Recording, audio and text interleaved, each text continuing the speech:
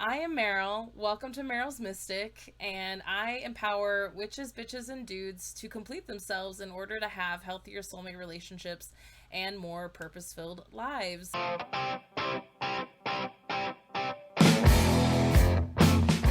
right. So, since it took a little bit to get here, let's just land here for a second. If you can, put your feet on the floor. If you can, close your eyes. Take some deep breaths. Start to slow your breath down. Inhale through in your nose. Out your mouth. And in your nose. And out your mouth.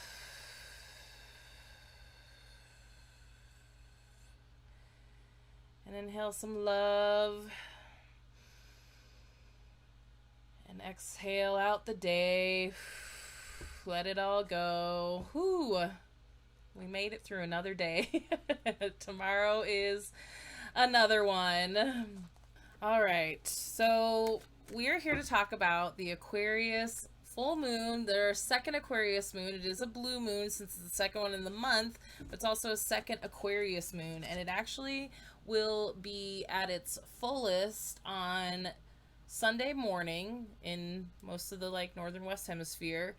And then the sun will actually move into Virgo the afternoon, the evening of Sunday the 22nd also.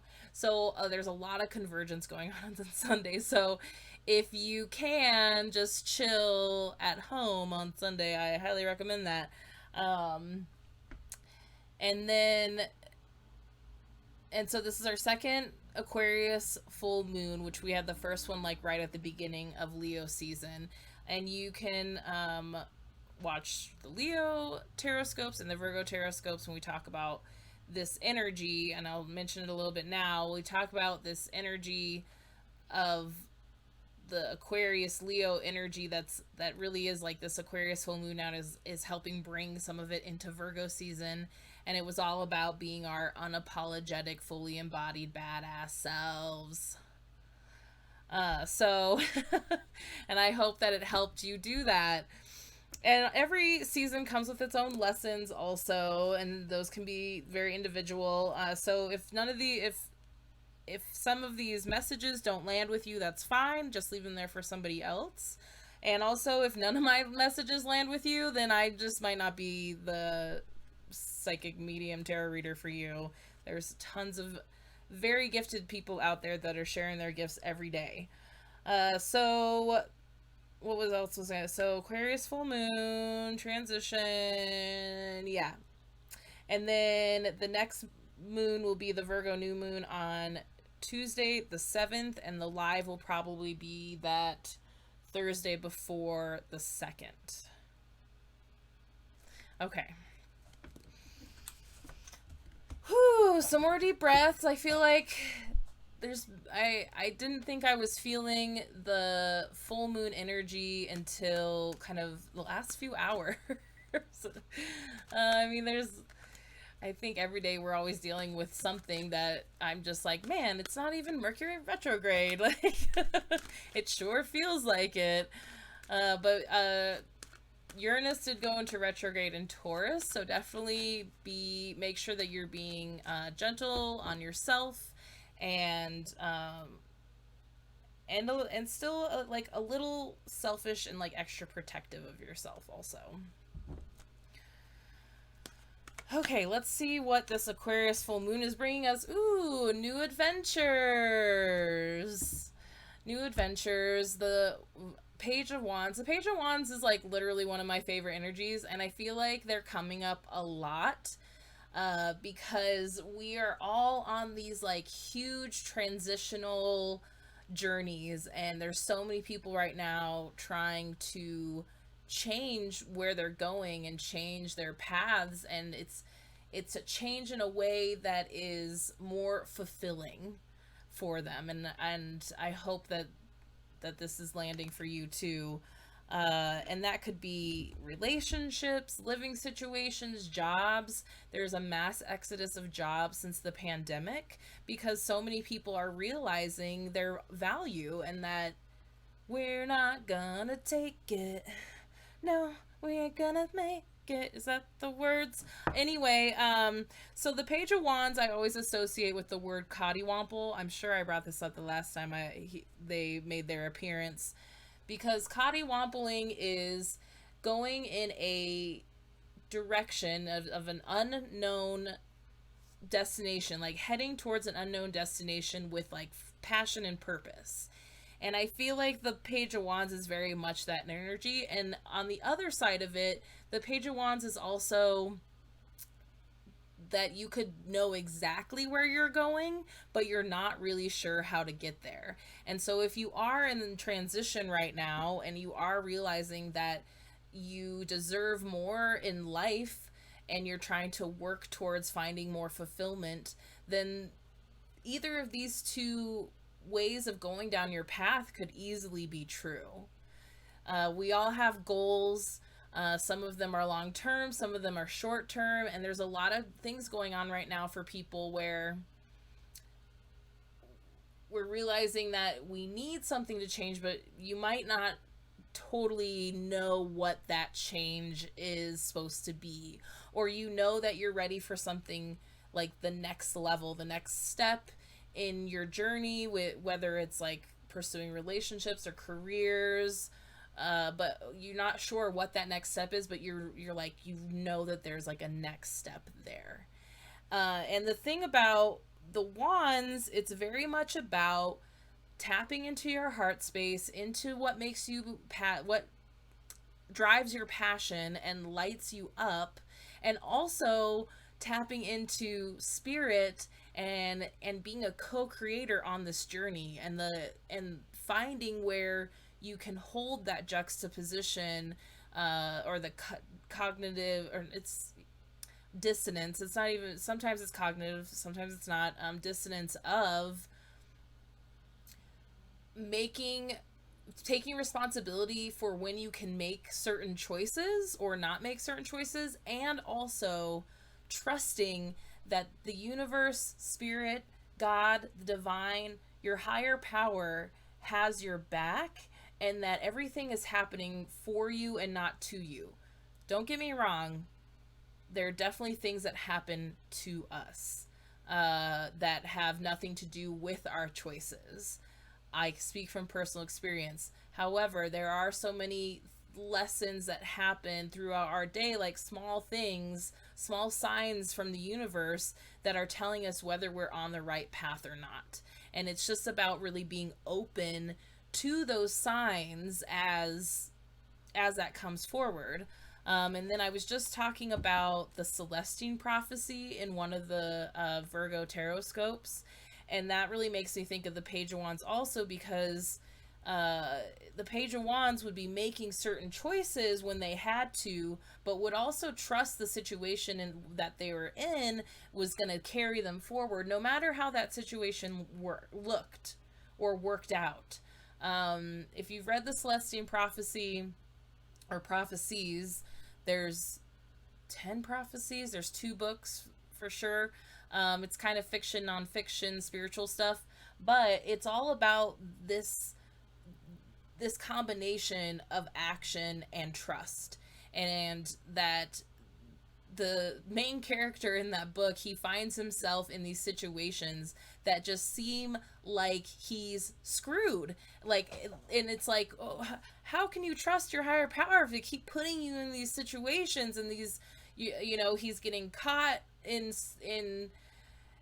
by bad people, or like he, you know, jobs not working out there, he got arrested in one of them, and it just seems like things aren't going to work out, and yet by like sheer kismet, coincidence, uh divine timing, things continue to work out. He even when he felt like he was not where he was supposed to be, he figured out why he was supposed to be there. So that is very much like this energy. And so if you are feeling these things, and I know that a lot of people are, if you're feeling this pull to um to to transform something, then I highly recommend that I like implore you to lean into it. Lean into it, because it is trying. And I say trying because the king's in reverse. It is trying to get you to your highest evolved self. It's interesting that I was just saying that this Leo Aquarius energy is being pulled into Virgo season, because this is all fire energy also. And the king is a natural succession from the page. And technically the queen comes after the page, which would be also, could also be the king in reverse. So there again, it's like you might feel like you're stuck right now, or you're not where you're supposed to be right now, and yet you are on this path of purpose. There is a purpose to your path, even when it doesn't feel like there is. Even when you're just like, why is this happening? There is a reason. And that does not mean to bypass your trauma or your experience. I'm talking more in general about like just little shit that happens to us throughout the day, but also sometimes the bigger stuff too. And I can tell you that there's some big stuff that I've experienced that you would just be like, why the fuck? And even though I feel like that a lot of the time, I still can't let go of that trust that there is a reason, and that I will find out one day what that reason is. And that's what it is to be human, is the patience to see why you're in that position. Because so many times, especially with the King of Wands coming in reverse here, there's this energy of like of wanting to control it and rush it also, like when we don't have the patience to wait to see how things are naturally gonna play out, we rush things, we push things, and then all of a sudden we're still in a position that we don't want to be in, because we did not naturally let it happen. But this is also very auspicious. The wands are good, are great energy. It's great evolutional energy, and it's really cool that it is trying to take us somewhere, take us on this path. And again, it's like we could go here, we might not, but we're gonna learn some stuff along the way, and we're gonna get somewhere. We're gonna get somewhere. Ooh, Ace of Cups. Oh man, I was just thinking the other day how I haven't seen the Ace of Cups in a while. So this full moon is coming also to help fill our cup, which is what like the last few months' energy has really been about. So I am surprised that this did not come up until now. And it almost is like reminding you of what you've been working on that has been filling your cup. And the Ace of Cups also has a connection to, again, the divine, a higher power, and it's a being your connection to your higher power being refreshed and strengthened. And it just feels like your cup is going to continue to be filled up. The more that you like are allow this journey to take you, the more you allow the flow to take you, your cup is going to continue to be filled. And sometimes we don't even realize our cup is being filled until it's full, or until it's you know rushing over. And what we really need is for all of our cups to be not only full, but like spilling over, because it's the spill over that's actually supposed to be for other people. Everything in the cup is supposed to be for you, and then everything that spills over it literally is like ripples out and is nourishing to those things around. Because see how even like the divine is feeding your cup also, but it's not what's in the cup that's helping any of this, it's what's flowing out. And that's why like Cancer season, And it a little bit started in Gemini season, but definitely Cancer season and Leo season, and even going into Virgo season, there is this prioritizing of you. And it's in like a nurturing way, a betterment way, not a selfish lazy way, but in a betterment way to make it so that your ripple effect has a positive output without you even trying.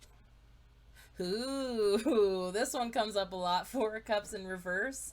So again, I mean, it does. I feel like it doesn't matter what direction the Four of Cups comes in.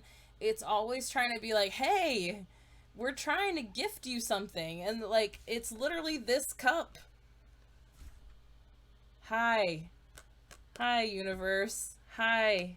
Hi, divine. Thank you for, giving me this thing that's gonna fill me up and nourish me. But like, it's not only that you are ignoring it, it's that you may be like looking the gift horse in the mouth, like taking it for granted, draining it before it's even draining your cup before it's even full. Like, you gotta get to a full cup. We all do. I know I do. I would love to have a full cup. Looks so good. That's a really nice full cup. So the Four of Cups comes up a lot because it is so like human and in your ego to think that you need all these things, these certain things, to get it in your head, that this idea that you need these certain things to be happy, when in fact your happiness cannot be bought or manufactured. It cannot be created within a relationship. The source of your happiness is inside of you. And I know you can't be like happy all the time, but happiness, I'm learning, is very much like abundance, where these are universal truths that live within your soul, and they are not things that are created, they are things that are accessed. And that is one of our journeys here on earth as humans, is to bypass our ego and learn how to access these things that are living in a higher vibrational place. Yeah, it is hard to be happy when you're like sad or depressed or anxious or any of those things, because those feelings are in a lower vibrational state. And when you're here, it's really hard to get up here. It's really hard to get up here.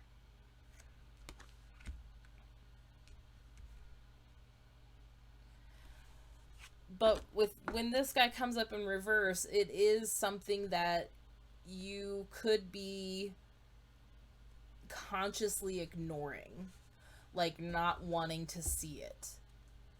It feels very much like the little kid, like la la la la la, John Jacob Jingleheimer. Can't hear you. I'm good. I'm good over here. Are you? Okay. Because we're dumping out more cups still. And if we're good over here, then like things are gonna keep coming up in this dumping out of cups way. Because it's like I've been getting so many like path images also of the fork in the road, and everybody is choosing the fork that looks like scary and creepy. And hey, that can be fun to some people. I got a lot of goth friends. I was a goth kid in the 90s.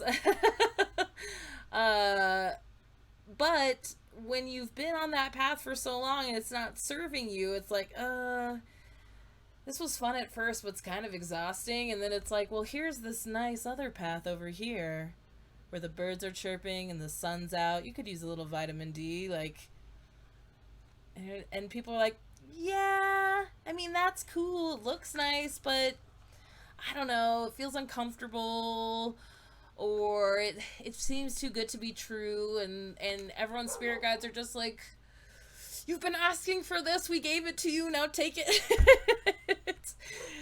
Just want to shake you, It's right there. It's right there. You know what to do. You have the answers. You see what needs to be done for yourself. And we need to stop making these decisions based on what others do or think or say. And I understand, like, we can't just completely think of ourselves. You know, that's also why we're in the political and social climate that we're in, but this is on like a spiritual happiness level. These are the things that we don't prioritize for ourselves and that we put aside for other people around us. Yes. I always feel like they like finally get me on this like rant. It's like boom. So okay, so I'm gonna stop with this now because I called it. I said, okay, if we're gonna stick in this place because we're stuck there, like things aren't gonna work out. You're not gonna get connected to your intuition and to what you really love and what you want. Like, and then we're gonna be stuck in a scarcity mindset, and then we're going to be stuck in a fear mindset, not wanting to re-enter the world, and then we're not going to be able to evolve because look again, the page and the king, page to the king, and these things are in your way again, but we can't even get here because of this. I feel, the more I get connected with my cards, some of the like nicest looking imagery can be really deceivingly like bad, and I feel like that's a piece of this is that uh, the things that we think are good for us aren't really doing us well right now, or the things that we're used to doing all the time, or haven't done anything wrong to us. Um, we could hold on to. There's a lot of in Virgo season. There's going to be a lot of like looking at our patterns and our habits, and then the other piece is that when the things are coming to you that you've asked for, they might not look the way that you think that they will, and also like don't question the good things when they come to you. Say thank you. Say thank you for the smallest things if you have to. I say thank you when I catch the green lights and find parking spaces, and then it makes it easier to say thank you when good things work out, you know? Thank you. Okay, let's pull a postcard from Spirit by Colette Baron Reed, the Oracle Queen. And then I'll take some questions. We'll be doing, I'll be doing, trying to do little quicker reads today if we have a lot of people on here.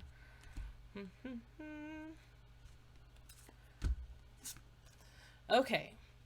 Dearest you, we're a chatty bunch over here, always talking about how to support you in your life's journey. We communicate to you through the language of oracles, dreams, signs, metaphors, and omens. In your life on Earth, however, clarity in your communication is essential to being understood. You don't speak in symbols, and if you did, you would definitely confuse things. Right now, you're facing a situation in which you're being asked to have integrity, be clear, and learn how to ask for your needs to be met. The first step is to admit out loud that you have needs.